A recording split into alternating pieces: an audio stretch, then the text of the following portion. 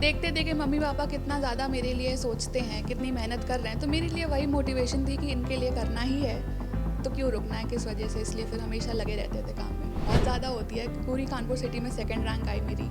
इतना एक्सपेक्ट हमने नहीं किया था, इतना तो किया था चलिए स्कूल टॉप कर लेंगे, लेकिन इतना बहुत ज़्यादा खुशी हुई। नहीं, मतलब मुझे पूरी उम्मीद भी थी क्योंकि मेरी बेटी बहुत मेहनत करती थी, तो उस हिसाब से मुझे पूरी उम्मीद थी कि 99% तो आएंगे ही। हमारे साथ बात करने के लिए कानपुर की मिताली कटियार हैं, जिन्होंने आईएससी बोर्ड में 99% नंबर पाकर कानपुर शहर का नाम रोशन किया है। हमारे साथ बात करने के लिए मौजूद हैं। मिताली जी, सबसे पहले तो आपको बहुत बहुत बधाई हो, इतना बड़ा जो है आपने काम हासिल किया है। जी। मिताली जी, ये जो सफलता है आपकी, किस तरीके से तैयारी रही है इसको लेकर के आपकी? जैसे हम लोग स्कूल में जब भी पढ़ाई करते थे, घर जाके मेरा रहता था कि हमेशा रिवीजन करना है मुझे। रिवीजन करने के बाद अब जैसे कोई भी टॉपिक मेरा वीक हुआ, तो उसमें जितना भी था एक्स्ट्रा टॉपिक्स हम ऑनलाइन भी निकाल के उसको प्रैक्टिस करते थे। बाकी सीबीएसई के क्वेश्चंस भी मैंने लगा लिए थे, जेई और नीट के क्वेश्चंस भी प्रैक्टिस करे थे। जो भी टॉपिक्स वीक रहते थे, हमेशा प्रैक्टिस ही मेरी हेल्प करी है उसने, इसलिए वैसे ही रही है। कोई विशेष तैयारी रहती थी या विशेष टाइम टेबल वगैरह कोई स्ट्रेटजी अपनाती हो? कोई विशेष टाइम टेबल नहीं था ऐसा एज सच, बस ये था कि डेली कंसिस्टेंसी मेंटेन करनी थी कि डेली 4-5 घंटे तो पढ़ना ही है स्कूल के अलावा। उसके अलावा जब छुट्टी रहती थी तब भी ये नहीं कि ऑफ है तो बैठ जाएं, ऐसा नहीं था। हमेशा लगभग 12 से 13 घंटे मैं डेली मिनिमम पढ़ लेती थी जिस दिन ऑफ रहता था, तो ये रहता था, पढ़ाई डेली होती थी। कौन कौन से विषय आपके लिए चैलेंजिंग रहे जिनकी तैयारी आपने की हो? जी, फिज़िक्स बहुत डिफ़िकल्ट रहा क्योंकि न्यूमेरिकल्स आ जाते हैं और मैं बायो लिए हुई थी, तो उसके लिए फिर न्यूमेरिकल्स ही प्रैक्टिस करे मैंने, वही मेरा मेन था, वही प्रैक्टिस। इस पूरे सफ़र में सबसे ज़्यादा जो प्रेरणा है वो आपको किससे मिली? प्रेरणा मम्मी पापा ही हैं, मेरे इंस्पिरेशन है, वो हमेशा गाइड किया है। कभी उन्होंने प्रेशराइज़ नहीं किया कि ऐसा मतलब अच्छे नंबर ही लाने हैं, तो मेरा ये था कि चलो ठीक है, जो भी आएगा अच्छा आएगा, लेकिन मैंने अपना बेस्ट दिया तो फिर ऐसा अच्छा हो गया रिज़ल्ट। भविष्य में आपकी क्या प्लानिंग है, क्या बनना चाहती हैं या किस और करियर अपना बनाना चाहती हैं? मैं यूपीएससी करूँगी अब, बीए ऑनर्स में पॉलिटिकल साइंस में करूँगी और साइड बाय साइड ग्रेजुएशन के मेरे यूपीएससी की कोचिंग भी चलती रहेगी। तो 21 ईयर्स में जब एलिजिबल हो पाएंगे तो मेरा फर्स्ट अटैम्प्ट यूपीएससी में जाएगा। तो इतना बड़ा जो आपने मुकाम हासिल किया है, इसके लिए साइड में कोचिंग वगैरह करती थी या सेल्फ स्टडी आप लोग करती थी? सब कुछ सेल्फ स्टडी था मेरा, बस टीचर्स ने, स्कूल वालों ने गाइड किया है बहुत। जितने भी थे एक्स्ट्रा क्वेश्चंस और पेपर्स टीचर्स ने हमेशा भेजते रहे, तो बस सेल्फ और बाकी टीचर्स और स्कूल बस। खुद के दुख के समय में या मतलब वैसे समय अगर देखा जाए तो मोटिवेशन के रूप में किस तरीके से आपको प्रेरणा मिलती थी?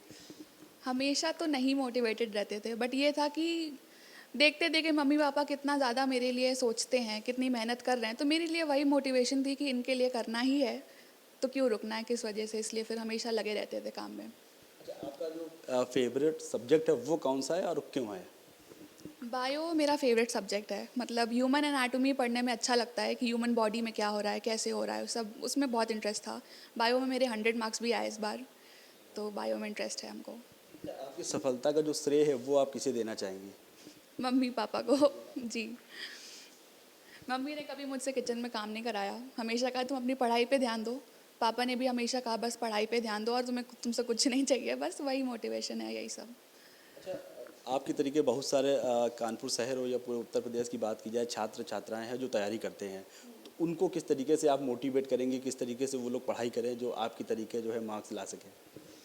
जी, यही है, मैंने इससे पहले भी बताया, कंसिस्टेंसी सबसे ज़्यादा ज़रूरी है कि डेली ही आपको पढ़ना है। आपको अच्छा लग रहा है, नहीं लग रहा है, फिर भी आपको डेली प्रैक्टिस करनी है और क्वेश्चंस आप ज़्यादा से ज़्यादा लगाइए, उससे टॉपिक और क्लियर होता है, तो ये हमेशा करना है इसे। सोशल मीडिया का कितना आपने प्रयोग किया पढ़ाई के दौरान, उसका कितना बेनिफिट मिला है आपके जो मार्क्स आए उसमें?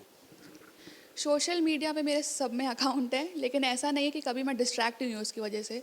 मैंने जैसे अकाउंट्स भी ऐसे फॉलो करे हैं जो क्वेश्चंस ही दिखाते थे ज़्यादातर, तो रील्स पे मेरा ऐसा नहीं रहा कि बहुत डिस्ट्रैक्ट हो गए हो तो बस रील्स ही देखते जा रहे हैं। उससे मैंने बस क्वेश्चंस देखे हैं, इंपॉर्टेंट चीज़ें देखी हैं। जैसे केमिस्ट्री की भी इक्वेशंस आ जाती थी ऑनलाइन रील्स पे, तो मैं वो भी लर्न करती थी साथ में, इसलिए ऐसा कुछ नहीं था कि डिस्ट्रैक्ट हुए हों। तो क्या करियर कहाँ बनाना है आपको, किस तरीके से आगे की आपकी पढ़ाई रहने वाली है, किस तरीके से करेंगे? तो आगे जैसे मैंने बताया यूपीएससी ही करूँगी मैं, तो डेली मेरी कोचिंग ऑनलाइन होती है, तो जब तक ग्रेजुएशन होगा मैं साथ में वो भी पढ़ती जाऊँगी। अभी एनसीईआरटी हम पढ़ रहे हैं क्योंकि आईएससी बोर्ड में एनसीईआरटीज़ नहीं पढ़ाते हैं, तो उसका भी बेस स्ट्रॉन्ग कर रहे हैं हम और फिर प्रिपेयर करके फिर हम दिल्ली जाएंगे आगे की प्रिपरेशन के लिए। अच्छा, ये पूरी जर्नी के दौरान माता पिता का किस तरीके योगदान रहता था, क्योंकि पढ़ाई होती थी काम को लेकर के या तमाम तरीके की चीज़ें आती हैं कि किस तरीके आपको क्या करना है, किस तरीके सपोर्ट मिलता था? मम्मी पापा ने वही जैसे मैंने बताया कभी प्रेशराइज़ नहीं किया। तो उन्होंने हमेशा मतलब जैसे कोई भी चीज़ है हमेशा अवेलेबल रखी है मेरे लिए कि मतलब मुझे कुछ ना करना पड़े उठ के पढ़ाई के अलावा। तो मतलब जितना भी था मेरा फ़ोकस हमेशा पढ़ाई पे रहा। कभी डिस्ट्रैक्शन घर से तो कभी नहीं मिली। अच्छा, कितनी खुशी होती है जब इस तरीके के जो मार्क्स आते हैं, तमाम सारे लोग फ़ोन करते हैं, इसके बाद विद्यालय में जो टीचर्स हैं, उसके बाद तमाम सारे जो आपके साथ के सहपाठी होंगे वो किस तरीके से ट्रीट करते हैं?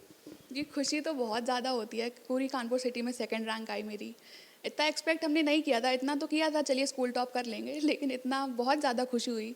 मम्मी-पापा को जब प्राउड देखा, उनका सपना पूरा होते हुए देखा कि मेरा अब न्यूज़पेपर्स में नाम आ रहा है, हर जगह आ रहा है, तो मेरा ड्रीम कम ट्रू ही था वो मेरे लिए। अच्छा, मम्मी पापा ने कुछ कभी कहा कि नहीं आपको इस ओर जाना है या यूपीएससी करना है, कि आपने अपने मन से ये सोचा? पापा ने तो क्लास पीजी से ही बोल दिया था मुझे कि मतलब तुम्हें आईएएस ही करना है। अब फिर जब जैसे बड़े होते गए तो ऐसा प्रेशराइज़ नहीं किया कभी, बट मैंने जब खुद रिसर्च करी कि आईएएस फील्ड में क्या है क्या नहीं है, तो उसके हिसाब से फिर मेरा भी यही गोल रहा कि चलिए ठीक है आईएएस ही बनना है अब, वही है। और मिताली जी की जो माता जी हैं वो भी हैं, क्योंकि इस पूरे कहानी में जो सबसे अहम रोल होता है वो माँ बाप का होता है, तो उनसे भी बातचीत कर लेते हैं।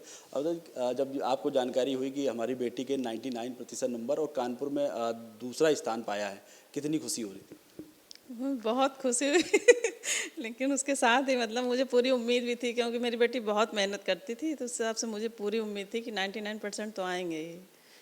अच्छा, किस तरीके का आप लोगों का योगदान रहता था इनकी पढ़ाई पे लेकर के? क्या मतलब आप कभी बोलते हो इनसे कैसे क्या करना है, या कितने घंटे पढ़ाई करनी है? नहीं सर, हमने तो ऐसा कुछ भी नहीं कहा कि मतलब कभी भी नहीं कुछ कहा। उसके अलावा इनकी खुद की ही मेहनत है। और मतलब हम तो सो भी जाते थे रात में ही, पूरी पूरी रात पढ़ा करती थी हम। मतलब हमें देखना ही नहीं पड़ा, सच पूछिए ये इनकी ही मेहनत है। तो ये मिताली की माता जी, जिनका साफ तौर पे कहना है कि किस तरीके से जो जब एक बच्चा पूरे शहर का नाम रोशन करता है तो एक माँ बाप को कितनी खुशी होती है, ये देखने काबिल है। जिस तरीके से आप मिताली से बात की, उन्होंने बताया कि अपना जो कैरियर है वो यूपीएससी से बनाना चाहती हैं और उसके बाद अपनी जो पढ़ाई है वो अपना रेगुलर इसी तरीके जारी रखेंगे। अपने सहयोगी अमित के साथ जहीर खान, जेबडी न्यूज़ के लिए कानपुर।